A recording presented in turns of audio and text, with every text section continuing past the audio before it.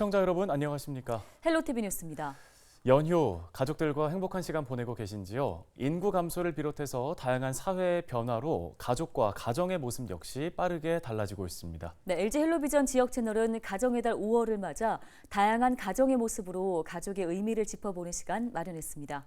네, 그 첫 번째 순서로 위탁 가정을 통해 가족이란 무엇인가를 되짚어봤습니다.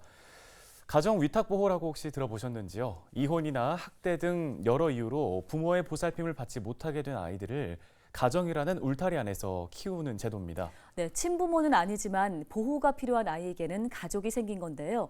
손성혜 기자가 위탁 부모를 만나고 왔습니다. 올해 초등학교 5학년과 3학년이 된 2살 터울 형제의 위탁 엄마 이현정 씨. 두 아이가 현정 씨의 가정으로 오면서 네 식구가 6식구로 늘고 행복은 배가 됐습니다. 저희 가족이 이제 6가족이거든요. 근데 이제 너무 재밌는 건 저희 남자 셋, 여자 셋이에요. 그래서 남자들은 성이 다 달라요. 그래서 저희 아빠는 이제 고 씨, 큰 아들은 손 씨, 막내 아들은 방 씨예요. 그리고 딸 둘 이렇게 해서 저하고 이렇게 6식구가 같이 살고 있어요. 두 아이를 키운 지 어느새 10년. 현정 씨에겐 친자식이나 다름없습니다. 하지만 아이의 엄마로서 한계를 느낄 때가 많습니다. 위탁 부모와 위탁 아동은 동거인으로 분류되기 때문입니다. 어린이집 입소 대기를 신청할 수도 없고요. 네, 그리고 또 다른 여러 가지 뭐 저 통장을 만든다거나 아니면 이 아이를 위해서 보험을 든다거나 그러니까 엄마로서 충분히 할 수 있는 사람임에도 불구하고 못한다는 거. 아이의 후견인이 되는 방법이 있지만 절차가 까다로워 쉽지 않습니다. 위탁 가정에 대한 편견도 여전합니다.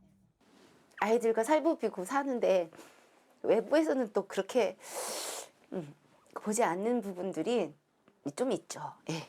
얼마 주는데 이거 해? 이런 말 할 때가 제일 자괴감이 든다. 매년 4천 명이 넘는 아이들이 부모의 이혼이나 사망, 가난, 학대 등의 이유로 돌봄의 손길을 찾습니다. 이 중 대부분은 보호시설로 가고 20% 정도만이 위탁 부모를 만납니다. 전문가들은 부모를 대신할 손길이 필요한 아이들을 위해선 가정위탁제도 활성화와 함께 제도적 뒷받침이 필요하다고 말합니다. 그런 아이들이 좀 안전된 또 사랑이 좀 넘치는 그런 환경에서 좀 클 수 있다면 좀 더 건강한 성인으로 성장할 수 있을 거라고 생각을 해서 저희가 그 비혈연인 일반 가정을 많이 모집하고 동참해 달라고 부탁을 드리는 이유입니다. 공공후견인 제도의 대상을 우리 위탁아이도 그 대상으로 넣어달라는 것과 또 하나는 위탁 부모님, 그러니까 후견인이 되고자 하는 위탁 부모님도 공공후견인이 될 수 있도록 그 자격을 부여해달라는 것. 친부모의 보살핌을 받지 못하게 된 아이들을 가족으로 품은 위탁 가정에 대한 관심과 지지가 필요해 보입니다.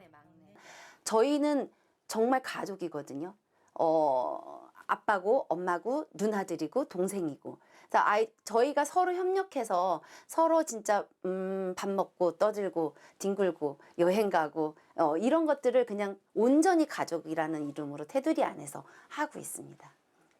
헬로티비 뉴스 손성혜입니다. 네, 해외로 입양됐다가 뿌리를 찾아 고국을 다시 찾는 사람이 한 해 1,700여 명이 넘습니다. 마음 한편에 있는 친부모에 대한 그리움 때문이겠죠. 네, 하지만 해외 입양인들이 친부모를 찾기란 쉽지 않습니다. 전주현 기자가 전해드립니다. 색이 누렇게 바랜 아동조서. 50여 년 전 해외로 입양되기 전 차일숙 씨에 대한 기록입니다. 태어난 지 한 달 만에 지인의 보육원에 맡겨진 차 씨는 그로부터 4년 뒤 스위스로 입양됐습니다. 어느덧 60을 넘긴 나이. 풍족한 가정에 입양돼 행복하게 자란 차 씨지만 친부모님에 대한 그리움은 잊지 못했습니다. And so I feel in my heart, oh, I have other parents, my biological parents. Where are they? They live. I have many questions in my heart. I have a big wish to find some from my family, probably my mother. 결국 차 씨는 친부모를 만나지 못하고 다시 스위스로 돌아갔습니다. 해외 입양인들이 친부모를 찾기란 하늘의 별따기입니다. 한 해 친부모를 찾기 위해 한국을 찾는 이들도 2천여 명이 넘지만 이 중 부모님을 만날 수 있는 경우는 5%도 채 되지 않습니다. 실제 입양 정보 공개 청구 자료를 보면 지난 2021년의 경우 1,300여 명이 정보 공개를 청구했지만 가족을 만난 사람은 15명뿐입니다. 행여나 소재지를 확인했다고 하더라도 부모가 거절을 하면 개인정보보호법상 만날 수 없습니다. 전체적으로는 20% 정도밖에 가족을 찾지 못한다. 대부분 80%가 못 찾는 이유는 기록이 없거나 불명확하거나 지금 연락을 해서 정확하게 의사를 물을 수 있는 방법이 없기 때문에 지금처럼 많은 분들이 희박하지만 혹시나 하는 마음에 기대를 저버릴 수 없는 친부모와의 만남. 가정의 달 5월을 맞아 해외 입양인들의 소망은 더 커지고 있습니다. 헬로티비 뉴스 전주현입니다. 네, 자식 사랑은 내리 사랑이라고 하죠. 경주의 한 다문화 가정에 다녀왔는데요. 이주 여성의 친정 부모님이 딸을 위해서 한국살이를 선택했다고 합니다. 네, 딸의 한국 생활을 돕기도 하고 또 손녀의 육아까지 맡고 있는데요. 박근수 기자가 다녀왔습니다. 한국 생활 9년 차인 베트남 출신 주지혜 씨의 집입니다. 아이가 그린 그림을 보며 가족들이 담소를 나누고 있습니다. 주지혜 씨는 지금이야 한국 생활에 적응해 불편 없이 지내고 있지만 처음 한국에 왔을 때는 하나하나가 쉽지 않았다고 말합니다. 한국말, 한국 글씨, 한국어 그런 게 부분이 좀 단어가 받침하고 그리고 우리 말하는 거하고 우리 쓰는 거 다르잖아요. 이거 제일 힘들었어요. 한국 생활에 빠르게 적응할 수 있었던 것은 든든한 남편과 시부모님의 따뜻한 보살핌 덕분이었습니다. 부엌일을 거두는 분은 친정어머니입니다. 처음에는 사돈의 요청도 있었지만 내 자식이 힘들어하지 않게 그리고 손녀가 잘 자라기를 바라는 마음에 친정 부모님은 선뜻 한국행을 결정했습니다. 말도 안 통하는 데다 정기적으로 비자를 갱신해야 해 번거로울 법도 ha지만 이 또한 부모의 마음이 먼저였습니다. dòm cánh đồng đó, dắt con cháu đi đưa học đó, rồi theo mấy cảnh đó thì vất vả.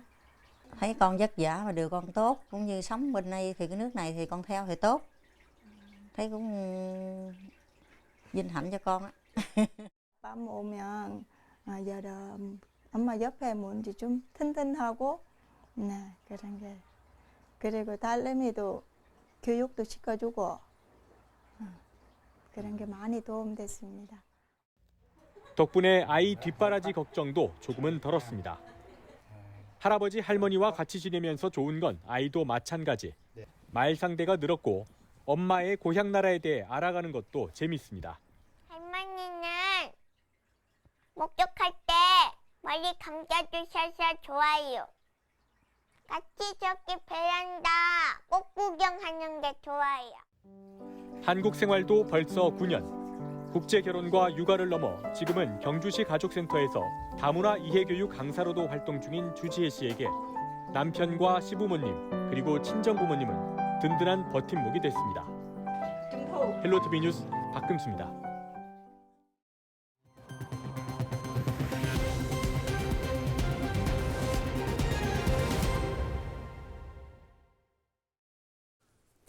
네, 이번엔 가족은 아니지만 한 지붕 아래에 살면서 남은 세월을 함께 보내는 분들 만나보겠습니다. 바로 실버주택에 거주하는 어르신들인데요. 네, 비슷한 연령대에 서로 공감하고 챙겨주면서 어르신들은 가족만큼이나 가까운 돈독한 사이가 됐습니다.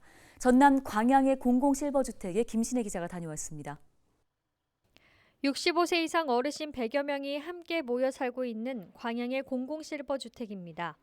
1층과 2층에는 노인복지관이 있고 3층부터 12층까지는 거주 공간이 마련돼 있습니다. 저는 여기서 있으니까 좋은 점은 뭐 하면은 옆에 친구들도 많고 또 덜 외롭고 그런 하루하루 재미로 살아요. 어르신들은 각자 방을 임대받아 자유롭게 개인 공간에서 생활하고 여가 시간에는 복지관 프로그램이나 편의시설을 이용합니다. 체력 단련실에 마련된 당구장에서 팀을 나눠 대결을 하기도 하고 바둑이나 화투놀이를 함께 즐기다 보면 시간이 어떻게 흘러가는지 모릅니다. 동료 연배들이 있고 나이 많은 노인 그런 분들이 많이 계시니까 서로 어떤 얘기에 벗이 되고 그러니까 아무래도 도움이 되죠. 같이 밥을 먹고 반찬을 나누고 또 안부를 묻는 것도 이젠 일상이 됐습니다. 종종 여행도 함께 다니다 보니 혹여나 잘 보이지 않으면 걱정이 돼서 찾아가기도 합니다. 문도 두드리고 가서 확인도 하고 그러죠. 이제 여기서 불 끓인 데가 있어. 끓여가지고 그 덜통에다가 막 이빨 싣고 자장 싣고 오면은 우리 집에서 전부 다 갈라주지. 밖에서 혼자 살 때보다 건강도 더 좋아지고 즐겁다는 어르신들.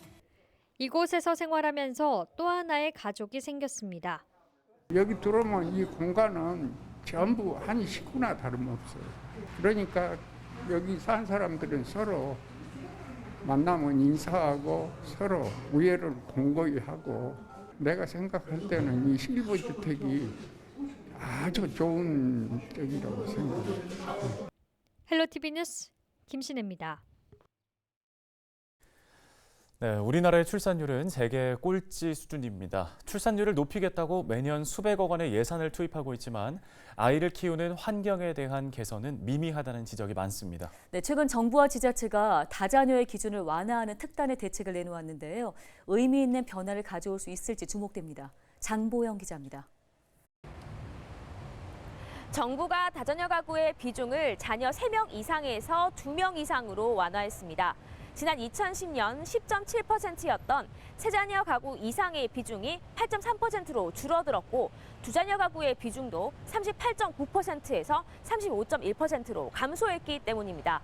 상황이 이렇다 보니 부산과 대구, 경북을 제외한 모든 지자체에서는 자녀 2 이상부터 다자녀 가구 혜택을 받을 수 있게 됩니다.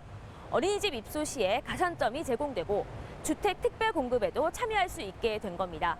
이런 변화, 기존의 다자녀 가구 부모들은 어떻게 보고 있을까요?